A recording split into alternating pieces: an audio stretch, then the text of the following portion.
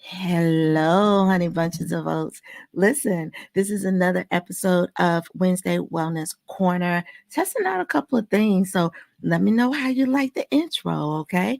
Because, we're still working out some kinks, but definitely creativity is amongst us here. Hey, we're coming to you every Wednesday talking about just ways that entrepreneurs can really start to nurture, hone in on themselves, and take care of themselves.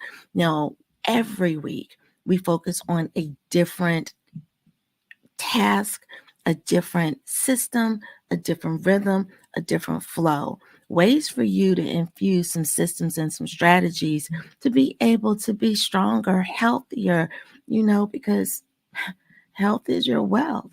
Today, we're talking about 14 tips on delegating tasks to free up your mental space. Now, this is what I know. When I delegate things to my virtual assistant,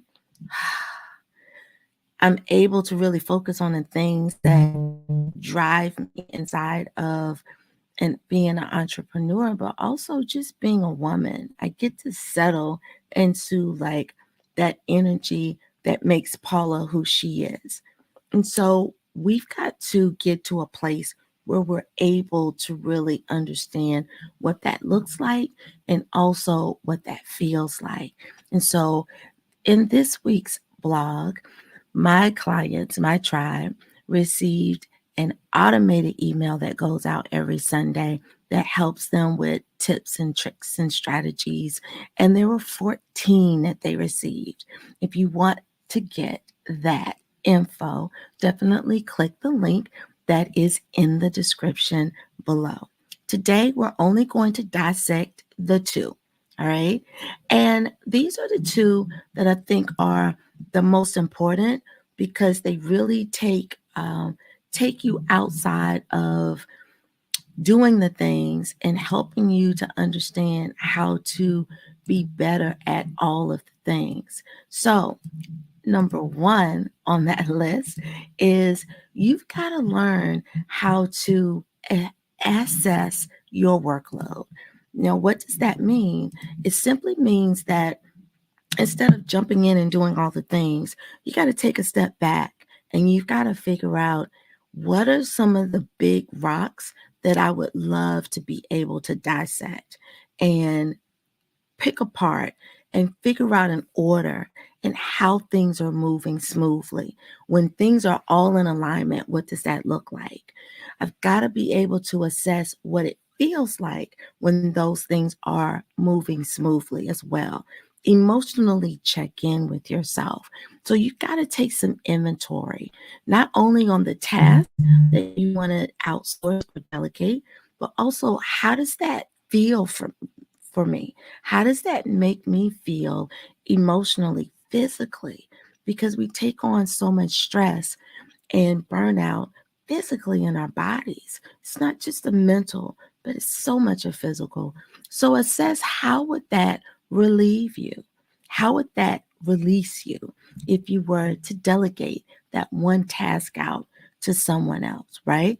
What's required in order for this task to be rolled out successfully? Those are going to be some key things that you want to keep in mind and you want to document. So this is your analyzation phase. This is where you say, oh, I've got 20 things I want to outsource, but let's focus on the one thing and let's really assess what that workload looks like and what that workload feels like to ourselves. Now, after you've done that, the next thing that we're going to discuss is number two, and that's going to be learning how to let go. In the words of Frankie Beverly, you got to let it go, okay? So if you delegate something to someone and it doesn't get done to your specifications, we have to go back to the first thing that we talked about. Did we really assess the workload? Did we really analyze what was required? Did we really take a step outside of doing the work to chronologically map out what the steps were so that when we outsourced it, we were able to onboard that person in effectively to be able to do the work. And then once you've done your due diligence on that end, you got to let go. You got to step back and you got to let go. Check in, be available, but allow that person to wrap their heads around the process that you've given them so that they can deliver the work that you've asked them to do. And sometimes things don't go as smoothly as we would like, but we all know that when things hit those bumps, that's when we become very strategic at smoothing out those bumps. You had to do it. Your job is to leave very little room for the person that you outsource those tasks to have to do it. If they have to smooth out whole like potholes, that means you didn't onboard them correctly. However, if they're hitting little speed bumps, let go, take a breath. Because remember, this is your ship. This is your business. This is your legacy. You built it. So there's nothing that you can't fix. There's nothing that can't be redone, reworked, right? This is your thing. You're the CEO. So it's time to learn how to be a CEO and pull those hands all the way back, right? Now, if you're thinking, I would love to delegate, but I don't even know how to do it because I'm so stressed. I don't even have the funds to be able to delegate. I want you to think about really getting your ticket to come in to the content creation for your brand summit. Now, what's going to happen inside of this particular content creation summit is that we're going to really dissect and talk about how are we able to create content in a way that's going to relieve us and release us. That's the number one thing. We have a ton of speakers that are coming to you and they're sharing their expertise on several different ways that you're able to de-stress. And this is a hybrid event. So the virtual event is a 2-day event. What does that mean? You can watch it from anywhere in the world. You just need to secure your ticket.